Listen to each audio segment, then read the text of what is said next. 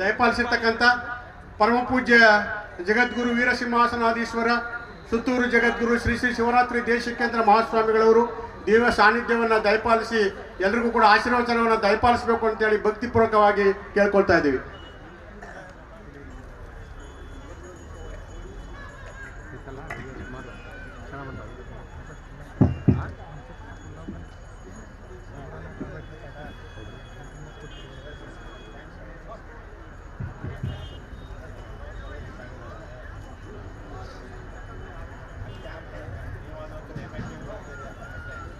ಚೈತನ್ಯಂ ಶಾಶ್ವತಂ ಶಾಂತಂ ವ್ಯೋಮಾತೀತಂ ನಿರಂತರಂ ನಾದಬಿಂದು ಕಲಾತೀತಂ ತಸ್ಮೈ ಶ್ರೀ ಗುರುವೇ ನಮಃ.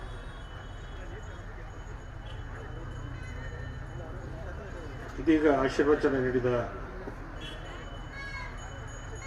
ಸಿದ್ಧಗಂಗೆಯ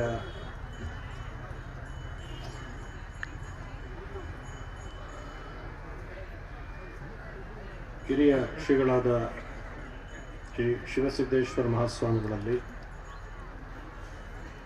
ದೇವನೂರು ಮಠದ ಶ್ರೀಗಳಲ್ಲಿ, ಕೊಡಗೂರು ಮಠದ ಶ್ರೀಗಳಲ್ಲಿ ಹಾಗೂ ವೇದಿಕೆಯಲ್ಲಿ ಉಪಸ್ಥಿತರಿರುವ ಎಲ್ಲ ಪೂಜ್ಯರಲ್ಲಿ ಶರಣು ಸಲ್ಲಿಸಿ,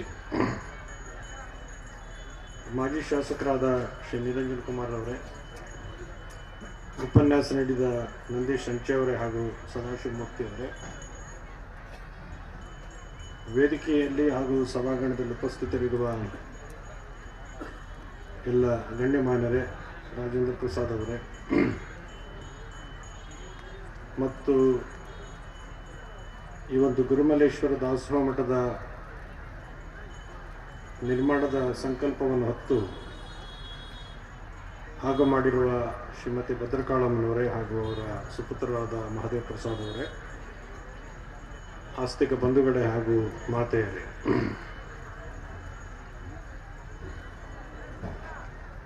ಈ ಶುಭ ದಿವಸ ಚೌಡಳ್ಳಿ ಗ್ರಾಮದಲ್ಲಿ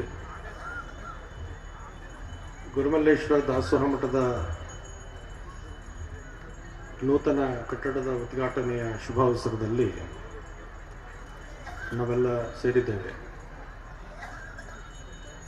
ಇಲ್ಲಿ ಬೆಳಿಗ್ಗೆ 10:30ಯಿಂದ ನೀವು ಗುರುಮಲ್ಲೇಶ್ವರ ಬಗ್ಗೆ ಹಾಗೂ ಧಾರ್ಮಿಕ ಸಂಗತಿಗಳ ಬಗ್ಗೆ ಅನೇಕ ಮೌಲಿಕವಾದಂತಹ ಮಾತುಗಳನ್ನು ಕೇಳಿದ್ದೀರಿ.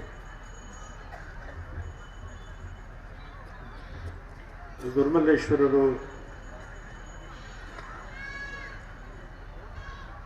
ಒಬ್ಬ ಧಾರ್ಮಿಕ ದ್ರಷ್ಟಾರರಾಗಿ ಈ ಭಾಗದಲ್ಲಿ ಅವರು ಬಿತ್ತಿದಂತಹ ದಾಸೋಹ ಪ್ರಜ್ಞೆ ಮಹತ್ತರವಾದಂತಹದ್ದು.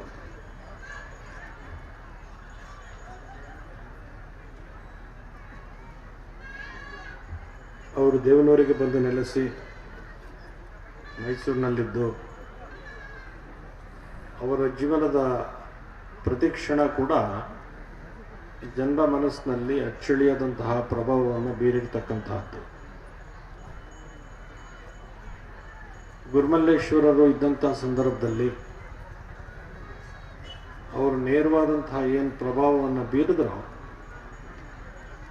ಆ ಘಟನೆಗಳನ್ನು ನೆನಪು ಮಾಡಿಕೊಳ್ತಕ್ಕಂತಹದ್ದು ಮತ್ತು ಅವ್ರ ಗದ್ದಿಗೆ ದರ್ಶನ ಮಾಡ್ತಕ್ಕಂತಹದ್ದು, ಅದು ಕೂಡ ಅವರನ್ನು ನೇರವಾಗಿ ಕಂಡಂತಹ ಸಂತೋಷವನ್ನು ಭಕ್ತಾದಿಗಳು ಇವತ್ತು ಪಡ್ತಾ ಇದ್ದಾರೆ ಅನ್ನೋದು ಒಂದು ವಿಶೇಷವಾದಂಥ ಸಂಗತಿ. ಅಂದರೆ ಗುರುಮಲ್ಲೇಶ್ವರರು ಮತ್ತು ಭಕ್ತಾದಿಗಳ ಸಂಬಂಧ ಅದು ಯಾವತ್ತೋ ಇತ್ತು, ಇವತ್ತಿಲ್ಲ ಅಂತಲ್ಲ, ನಿರಂತರವಾಗಿ ಬಂದಿರುವಂಥ ಪರಂಪರೆ, ಅಷ್ಟು ಅನ್ಯೋನ್ಯವಾದಂತಹ ಆತ್ಮೀಯವಾದಂಥ ಸಂಬಂಧ. ಅವರೆಲ್ಲ ಕಡೆ ಸಂಚರಿಸಿದ್ರು, ಜನರಲ್ಲಿರಬಹುದಾದಂತಹ ಮೌಢ್ಯತೆಗಳನ್ನು ಹೋಗಲಾಡಿಸುವಂತಹ ಪ್ರಯತ್ನವನ್ನು ಮಾಡಿದರು ಮತ್ತು ಜನರು ಸರಳವಾಗಿ ಯಾವುದೇ ಬಂಧನಗಳಿಲ್ಲದೆ ಭಗವಂತನ ಹೇಗೆ ಪ್ರಾರ್ಥನೆ ಮಾಡ್ಬೋದು, ಹೇಗೆ ತಮ್ಮ ಬದುಕನ್ನೇ ಆಚರಣೆಯ ಪ್ರಸಂಗವಾಗಿ ಮಾಡಿಕೊಳ್ಬಹುದು ಅನ್ನೋದನ್ನು ಸರಳವಾಗಿ ತೋರಿಸ್ಕೊಟ್ಟಂಥ ಒಬ್ಬ ಮಹಾಪುರುಷರು. ಅಂಥವರ ಹೆಸರಿನಲ್ಲಿ ಇಲ್ಲಿ ಮಠ ನಿರ್ಮಾಣ ಆಗಿದೆ. ಪೂಜ್ಯ ಶ್ರೀನಿವಾಸಗಳು ಇದೀಗ ಮಾತನಾಡಿದ್ದಾರೆ. ನಮ್ಮ ದೇಶ ಆಧ್ಯಾತ್ಮಿಕವಾಗಿ ಧಾರ್ಮಿಕವಾಗಿ ಸಂಪತ್ಭರಿತವಾದಂತಹ ದೇಶ. ಇವತ್ತು ದೇಶದಲ್ಲಿ ದೊಡ್ಡ ದೊಡ್ಡ ಶ್ರೀಮಂತರು ಇದ್ದಾರೆ, ಬಡವರು ಇದ್ದಾರೆ, ಮಧ್ಯಮ ವರ್ಗದವರು ಇದ್ದಾರೆ. ಅವರೆಲ್ಲರೂ ಕೂಡ ನಾವೆಲ್ಲ ಒಂದೇ ಕುಟುಂಬದ ಸದಸ್ಯರು, ಈ ದೇಶದ ಪ್ರಜೆಗಳು ಅಂತ ಬದುಕ್ತಾರಲ್ಲ, ಅದೇ ದೇಶ ಜಗತ್ತಿಗೆ ಕೊಡುವಂತಹ ದೊಡ್ಡ ಕೊಡುಗೆ ಅಂತ ಭಾವಿಸಬೇಕು.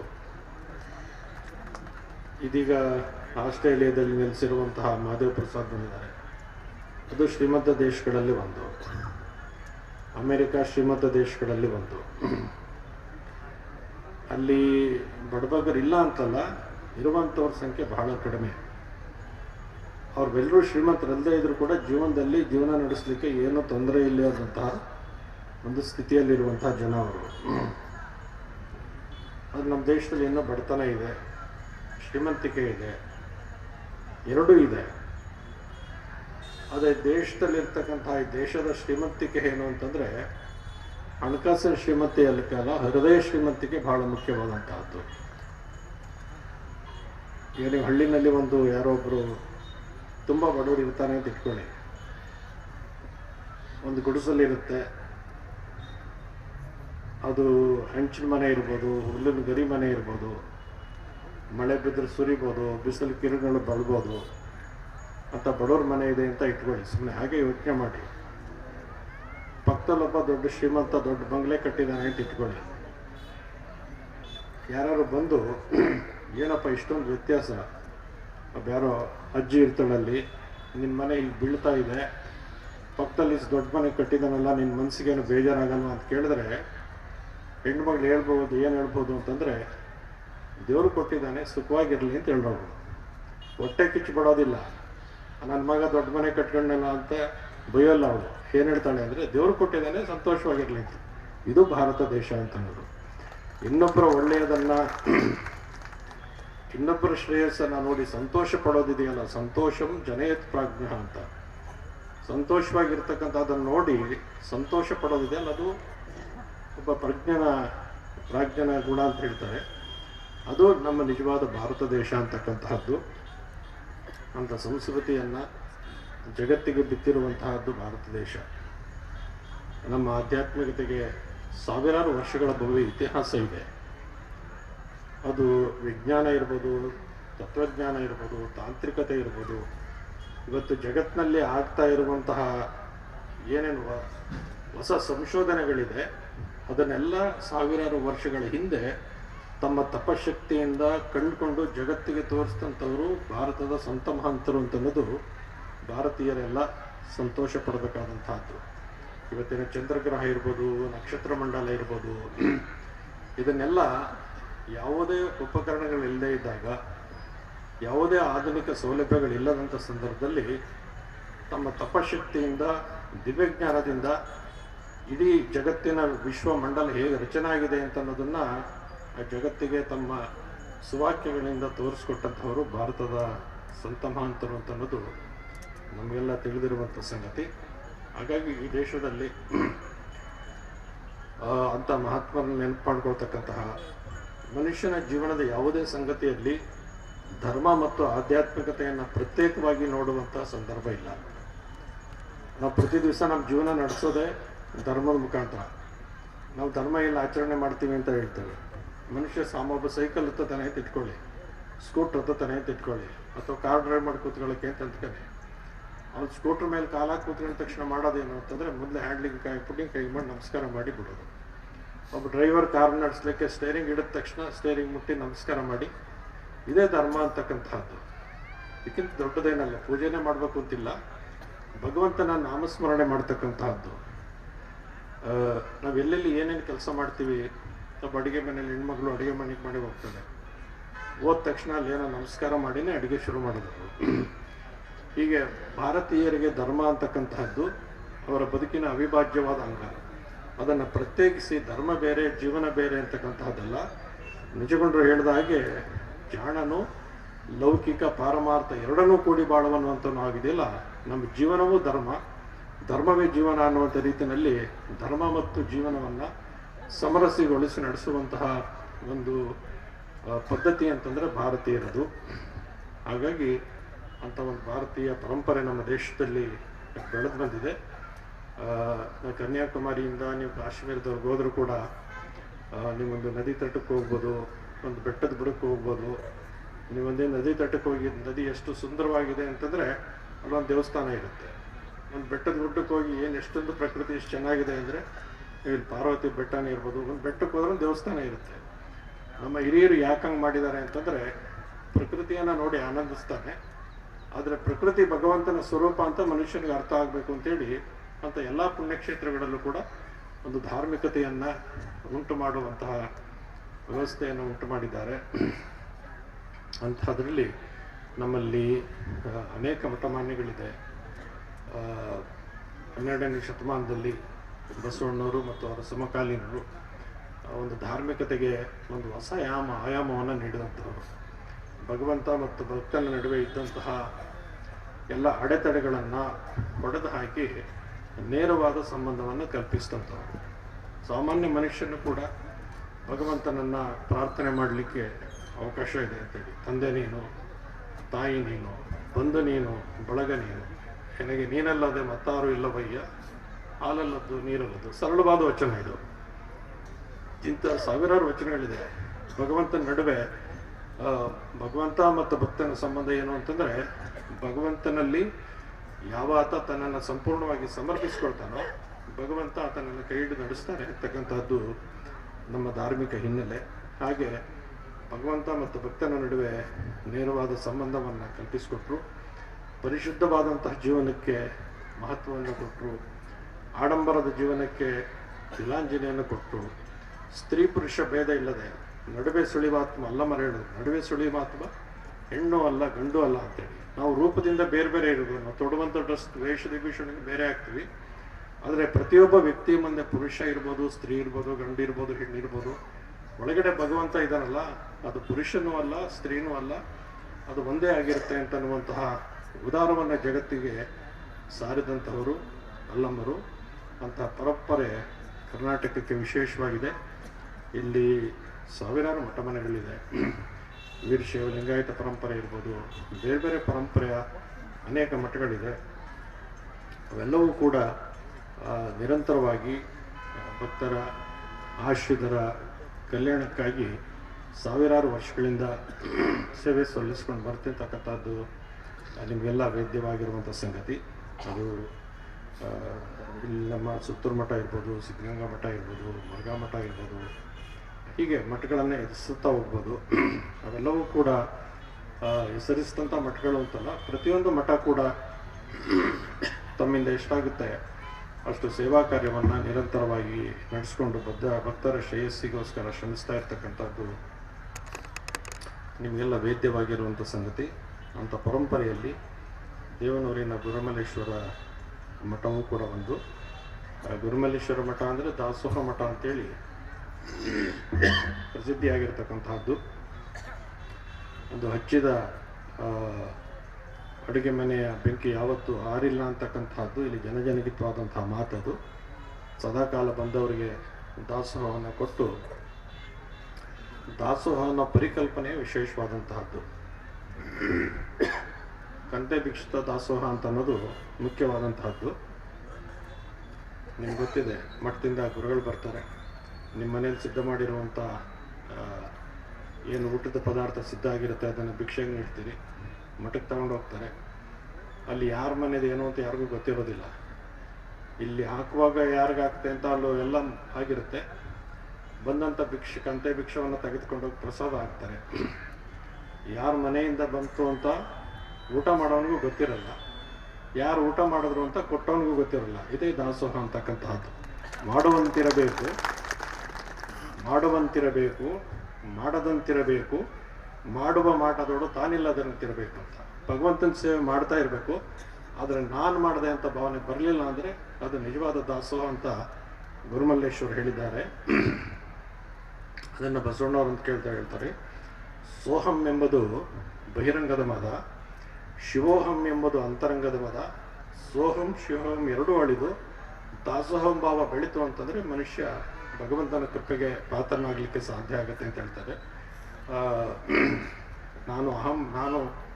ನಾನೇ ಬ್ರಹ್ಮ, ನಾನೇ ಭಗವಂತ ಅಂತನ್ನೋ ಭಾವನೆ ಕೂಡ ಇರಬಾರ್ದು. ಶಿವನು ನಾನೇ ಅಂತನ್ನುವಂಥ ಭಾವನೆ ಇರಬಾರ್ದು.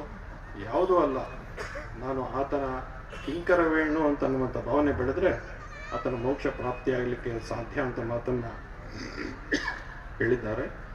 ಅದಕ್ಕೆ ಒಂದು ವ್ಯಾಖ್ಯಾನದ ರೂಪದಲ್ಲಿ ಬದುಕ್ತಂಥವರು ದೇವನೂರಿನ ಗುರುಮಲ್ಲೇಶ್ವರರು. ಅವರ ಹೆಸರಿನಲ್ಲಿ ಇವತ್ತು ನೂತನವಾಗಿ ಒಂದು ಮಠ ಇಲ್ಲಿ ನಿರ್ಮಾಣ ಆಗಿದೆ. ಅದಕ್ಕೆ ಕಾರಣರಾಗಿರ್ತಕ್ಕಂಥವರು ಭದ್ರಕಾಳಮ್ಮ ಮತ್ತು ಮಹಾದೇವ್ ಪ್ರಸಾದ್ ಅವರು. ಭದ್ರಕಾಳಮ್ಮನವರು ಇಲ್ಲಿ ಹಿರಿಯೂರಿನಿಂದ ಬಂದು ಇಲ್ಲಿಗೆ ಲಗ್ನ ಆಗಿದ್ದರು. ಅವ್ರ ಮಹಾದೇವ್ ಪ್ರಸಾದ್ ಅವರ ಸಾಕು ಮಗ ಅಂತ ಕೇಳಿದ್ವಿ.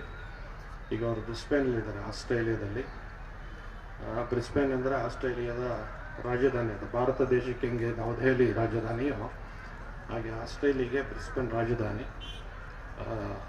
ಅಮೆರಿಕ ಮತ್ತು ಆಸ್ಟ್ರೇಲಿಯಾ, ಚೈನಾ ಮೊದಲ ದೇಶಗಳಲ್ಲಿ ಎಲ್ಲ ಭಾಗದಲ್ಲೂ ಒಂದೇ ಥರ ವಾತಾವರಣ ಇರಲ್ಲ. ಈಗ ನಮ್ಮಲ್ಲಿ ಹಿಂಗೂ ಇರುತ್ತೆ, ಡೆಲ್ಲಿಲಿ ಸ್ವಲ್ಪ ಚಳಿ ಆಗ್ಬೋದು. ಆದರೆ ಆಸ್ಟ್ರೇಲಿಯಾ, ಅಮೆರಿಕಗಳಲ್ಲಿ ವಿಪರೀತ ಚಳಿ ಆಗುವಂಥ ಪ್ರದೇಶಗಳು ಇದೆ, ವಿಪರೀತ ಶೆಕೆ ಆಗುವಂಥ ಪ್ರದೇಶಗಳು ಇದೆ. ಅದು ಬ್ರಿಸ್ಬೇನ್ ಹೇಗೆ ಅಂತಂದರೆ ನಿಮ್ಮ ಮೈಸೂರು ಹೆಂಗಿರುತ್ತೆ ಹಂಗೆ ಇರುತ್ತೆ. ಚೋಳಹಳ್ಳಿ ಮಹಾದೇವ್ ಪ್ರಸಾದ್ ಅಲ್ಲೇ ಹಾಕಿದ್ದಾರೆ ಅಂತಂದರೆ ಚೋಳಹಳ್ಳಿ ಇದ್ದಂಗೆ ಇರ್ತದೆ ವಾತಾವರಣ. ಅದು ಯಾವುದೇ ಅತಿರೇಕ ಇರೋದಿಲ್ಲ. ಅಂತಹ ಒಂದು ಆಸ್ಟ್ರೇಲಿಯಾ ಒಂದು ದೊಡ್ಡ ದೇಶ ಅದು. ಅಲ್ಲಿ ಅವರು ಒಂದು ಕಂಪನಿಯನ್ನು ಸ್ಟಾರ್ಟ್ ಮಾಡಿ ನಡೆಸ್ಕೊಂಡು ಹೋಗ್ತಾ ಇದ್ದಾರೆ. ಅವರು ಇಲ್ಲಿಗೆ ಆಹ್ವಾನ ಮಾಡಲಿಕ್ಕೆ ಬಂದಾಗ ಅವ್ರ ತಾಯಿಯವರು ಬಂದಿದ್ದರು, ಭದ್ರಕಾಳಮ್ಮನವರು. ಹಿಂಗೆ ಅವ್ರದ್ದು ಮನದ ಆಸೆ ಇತ್ತು, ಗುರುಮಲ್ಲೇಶ್ವರನಲ್ಲಿ ಅವ್ರ ಭಕ್ತಿ ಇತ್ತು, ಮಠ ಕಟ್ಟಿಸ್ಬೇಕು ಅಂತ. ಮಗ ದೊಡ್ಡ ಮನಸ್ಸು ಮಾಡಿ ಕಟ್ಟಿಸ್ಕೊಟ್ಟಿದ್ದಾನೆ.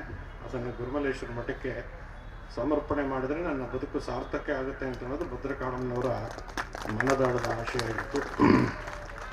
ಅವರ ಆಸೆ ನೆರವೇರಿದೆ. ಮಹಾದೇವ್ ಪ್ರಸಾದ್ ಅವರು ಅವರ ತಾಯಿಯವರ ಮನದಾಳದ ಇಂಗಿತವನ್ನು ಅರ್ಥ ಮಾಡಿಕೊಂಡು ಅವರು ಮಾಡಿದ್ದಾರೆ. ಉದಾರವಾಗಿ ಮಠ ಕಟ್ಟಿಸ್ಕೊಟ್ಟಿದ್ದಾರೆ.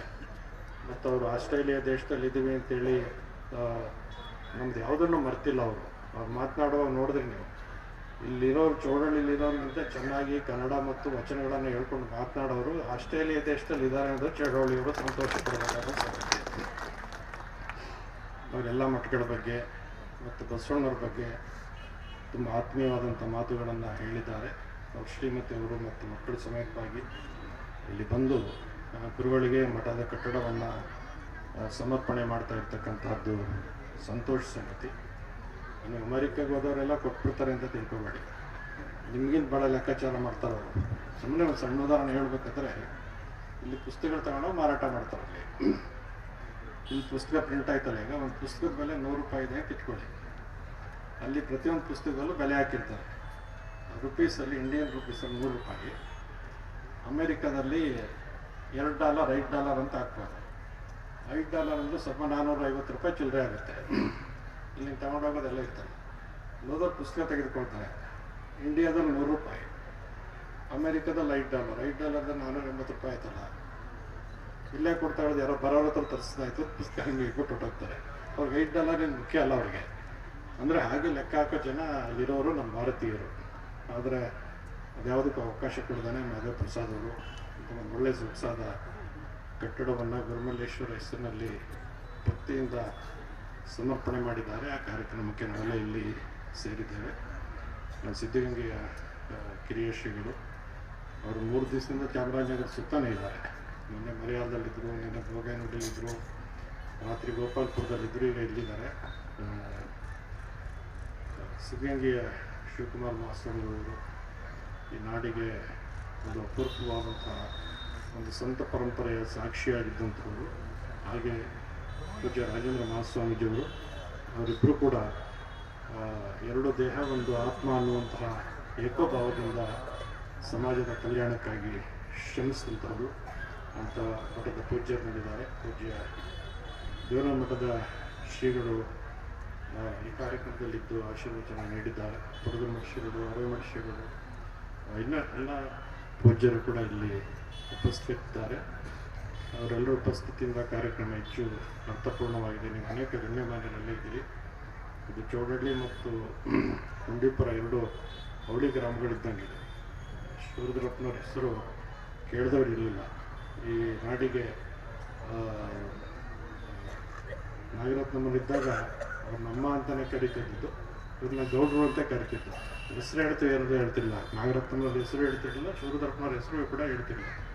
ಅಮ್ಮವರಾದ್ರೆ ನಾಗರತ್ನಮ್ಮನವರು, ಗೌಡ್ರು ಅಂದರೆ ಶಿವರುದ್ರಪ್ಪನವರು. ಇಬ್ಬರು ಮನೆ ಮಾತಾಗಿದ್ದಂಥವ್ರು. ನಮ್ಮ ಚೌಡಳ್ಳಿ ಶಿವರುದ್ರಪ್ಪನವರು ಈ ಭಾಗದಲ್ಲಿ ಮುಖಂಡರಾಗಿ ಸೇವೆಯನ್ನು ಸಲ್ಲಿಸಿದ್ರು. ಅಂತ ಮಹನೀಯರೆಲ್ಲ ಸೇವೆ ಸಲ್ಲಿಸಿರುವಂತಹ ಆ ಎರಡು ಅವಳಿ ಗ್ರಾಮಗಳು. ಮತ್ತು ಗ್ರಾಮದಲ್ಲಿ ಮಠ ನಿರ್ಮಾಣ ಆಗಿರೋದು ಮುಂದೆ ಭಕ್ತರಿಗೆ ಮಾರ್ಗದರ್ಶನ ಮಾಡಲಿಕ್ಕೆ ಸದಾವಕಾಶವನ್ನು ಕಲ್ಪಿಸಲಿ. ಮಠದ ಎಲ್ಲ ಕಾರ್ಯಕರ್ತರು ಕೂಡ ಸಾಂಗವಾಗಿ ನಿರಂತರವಾಗಿ ನಡೆಯಲಿ ಅಂತ ನಾವು ಆಶಯವನ್ನು ವ್ಯಕ್ತ ಮಾಡಿ, ಭಗವಂತನ ಕೃಪೆ ಸಮಸ್ತರಿಗೂ ಸರ್ವಕಾಲದಲ್ಲೂ ಇರಲಿ ಅಂತ ಹಾರೈಸಿ 4 ಮಾತಿಗೆ ವಿರಾಮ. ಕ್ಷೇತ್ರ ಜಲವೇ ಪಾವನ ತೀರ್ಥ ಸುಲಭ ಶ್ರೀ ಗುರುವೇ ಕೃಪೆಯಾಗು. ತಮ್ಮ ದಿವ್ಯ ತೇಜಸ್ಸಿನ ಆಧ್ಯಾತ್ಮ ಪ್ರಭಾವವನ್ನು ಬೀರಿದಂಥ ಪರಮ ಪೂಜ್ಯ ಜಗದ್ಗುರುಗಳು ಈ ಕಾರ್ಯಕ್ರಮದ ದಿವ್ಯ ಸಾನ್ನಿಧ್ಯವನ್ನು ವಹಿಸಿ ಉದ್ಘಾಟನೆಯನ್ನು ಮಾಡಿ ಎಲ್ಲರಿಗೂ ಕೂಡ ಈ ಭಾಗದ ಜನರಿಗೆ ದರ್ಶನ ಆಶೀರ್ವಾದವನ್ನು ದಯಪಾಲಿಸಿದ್ದಾರೆ. ಎಲ್ಲ ಭಕ್ತ ಮಹಾಶಯರ ಪರವಾಗಿ, ಗ್ರಾಮಸ್ಥರ ಪರವಾಗಿ ಅವರಿಗೆ ಭಕ್ತಿಪೂರ್ವಕವಾದ ಪ್ರಣಾಮಗಳು. ಅವರಿಗೆ ಚಾಮರಾಜನಗರ ಜಿಲ್ಲಾ ವೀರಶೈವ ಲಿಂಗಾಯತ ಮಠಾಧಿಪತಿಗಳ ಗೋಷ್ಠಿಗೆ ಮತ್ತೆ 830 ರೂಪಾಯಿ ಸಂಗ್ರಹ ಆಗಿದೆ. ಒಟ್ಟು ಇಂದಿನ ಕಾರ್ಯಕ್ರಮದಲ್ಲಿ ಗೋಷ್ಠಿಗೆ 24,090 ರೂಪಾಯಿಗಳು ಸಂಗ್ರಹ ಆಗಿರುತ್ತದೆ. ಮುಟ್ಟಿರ್ತಕ್ಕಂಥ ಎಲ್ಲ ಭಕ್ತಾದಿಗಳಿಗೆ ಧನ್ಯವಾದಗಳು. ಕಾರ್ಯಕ್ರಮದಲ್ಲಿ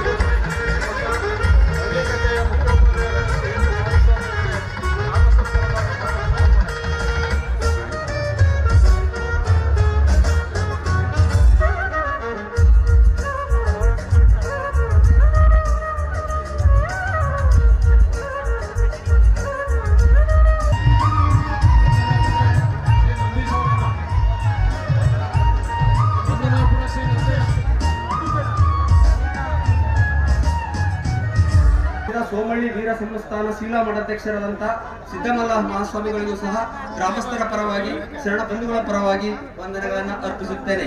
ಈ ಕಾರ್ಯಕ್ರಮದ ಧಾರ್ಮಿಕ ಸಭೆಯನ್ನು ಉದ್ಘಾಟಿಸಿ ನೆರವೇರಿಸಿ ಧಾರ್ಮಿಕ ಕಾರ್ಯಕ್ರಮಗಳು